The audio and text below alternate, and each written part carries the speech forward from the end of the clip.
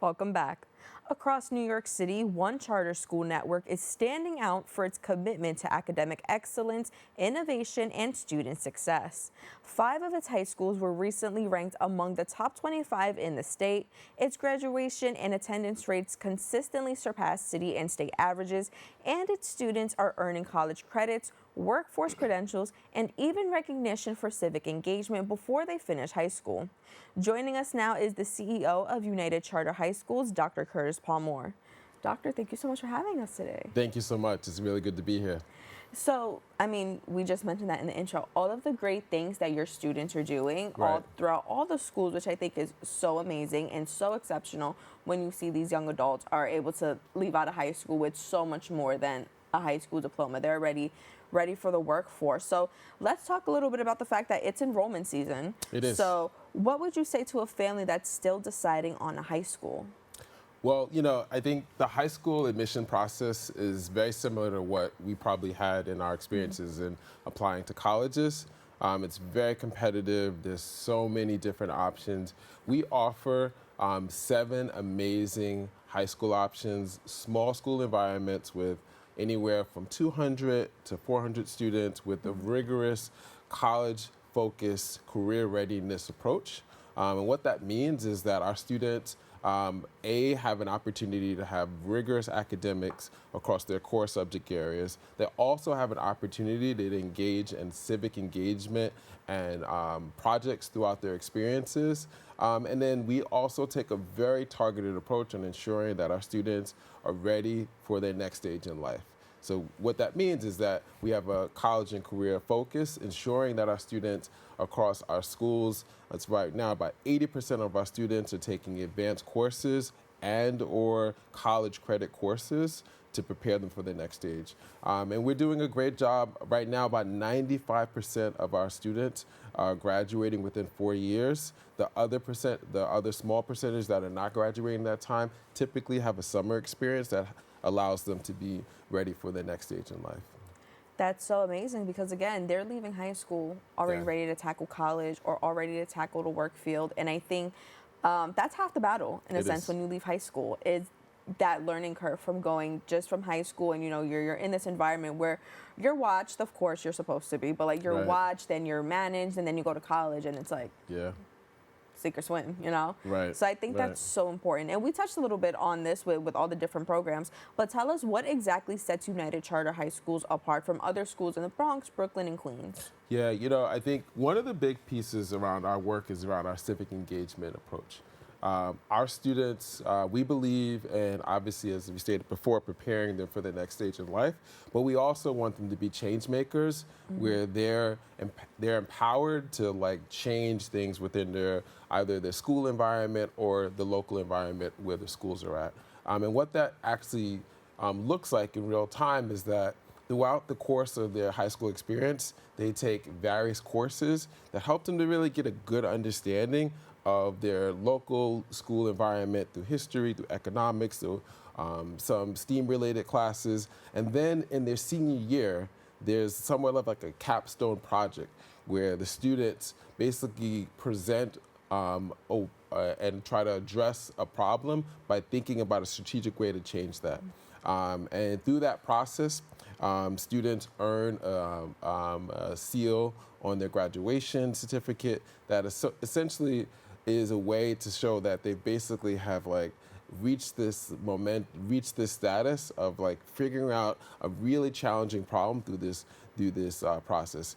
It's a really exciting way to kind of really empower students, but it also gives us an opportunity to really learn about different ways that we can do things. Like, for example, we recently had community gardens that were created out of this. We recently had a redesign of several school-based structures through these projects. And we're even thinking about next year taking this to the next level and thinking about some national issues and encouraging our students to focus their projects around that. That's so amazing to hear. I was going to ask about the capstone later on in the interview because I know when I went to college, my final project was a capstone. And it's, great. In the journalism sense, it was different. But I think it's so important now to give the students this hands-on work experience or this hands-on experience of problem solving and putting together a project like this. So just tell me, what is usually the feedback from the students when they do these projects? Yeah, so we actually in the season right now where we're actually students are presenting and completing their projects. Typically, what I love about it is that students have given a lot of good feedback about how this is like one of their first experience in doing public speaking in like a structured kind of way. They appreciate the feedback. We typically have guest speakers. I'm fortunate to be a guest speaker at a number of the schools through these experiences. Students also, they feel like this is kind of like a give back moment because all of the students that are doing these projects are in their senior year.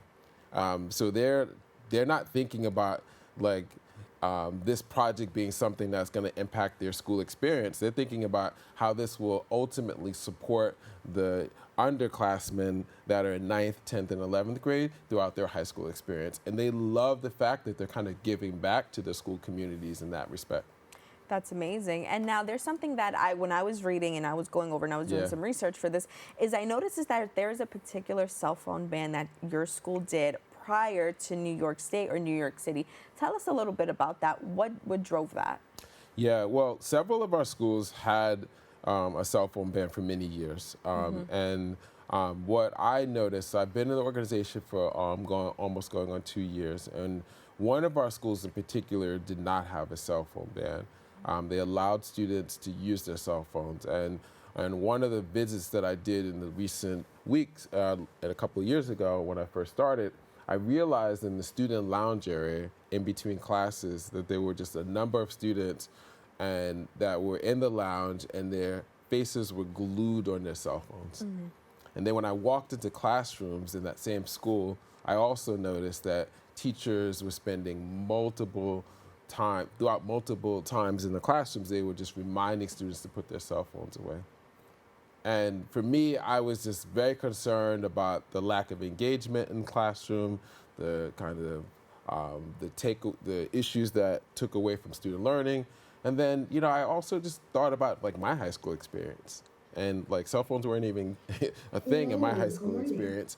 But I thought about how I could potentially really make this experience a lot more richer for students so that they can have like authentic opportunities to connect with one another. So we made a decision this year to do the ban across all 7 schools.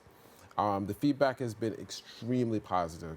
What we're seeing from teachers is that teachers are being able to focus more on student learning. There's no time that is taken away from the actual instruction that's happening. We're also seeing that those same experiences in lounges and like the free time and lunch and even during recess, the students are connecting with one another. And that same lounge that I spoke about earlier, like I visited that lounge several months ago, and the students were engaging with each other, laughing, connecting with each other, and just having really authentic experiences. That's so great to hear because when I was in high school, this was right before TikTok had came out and blown up and all of that. And when I was in high school, there was a cell phone problem. I was guilty of a cell phone problem myself. And so I think it's so important now because especially now that we're in the age of technology and you really can do everything on your phone and at the tips of your fingers, but you are losing that social interaction. But I do have to ask, when it was initially proposed, did you get some pushback from the students, maybe from the parents? For sure, we've had pushback from a number of our students. We're at the point now where students realize like this is just a part of their high school experience, majority of them. We have developed structures as well to address some of the parent concerns because the biggest parent concern was like, if there's an emergency, how will I contact my child?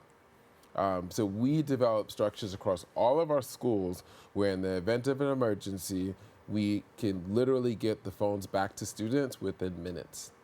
And it obviously involves us involving almost all of the school staff to pull that off, but those structures are in place to ensure that that safety precaution is in place in the event of an emergency. That's definitely what I was going to ask because it is a huge concern for parents just with what's going on in schools sometimes, It is something that's needed. And again, I feel like there are times where schools will have an implementation of no cell phones, but then there's no procedure if in the case of an emergency. So I like the fact that it's like, hey, we're not going to give you your cell phones. You're not going to have your cell phones, but we will have something in place in the case of an emergency. And I think that's Yeah. really important to have that as well. So just tell me, for families watching or who want to learn more or who want to enroll, where should they start? Well, we definitely would be excited to have any family consider us as an option. Here in the Bronx, we have 4 schools. Our schools are under 2 different areas. One area for our school is called the United Charter High Schools for Advanced Math and Sciences, and then Math and Science, excuse me. And then we have United Charter High School for Humanities. And I'd like to talk a little bit about 2 of our campuses.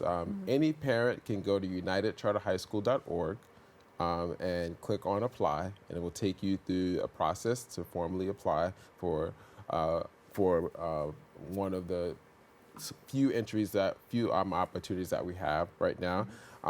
You basically the steps are clearly spelled out on our website, so we encourage families to go there.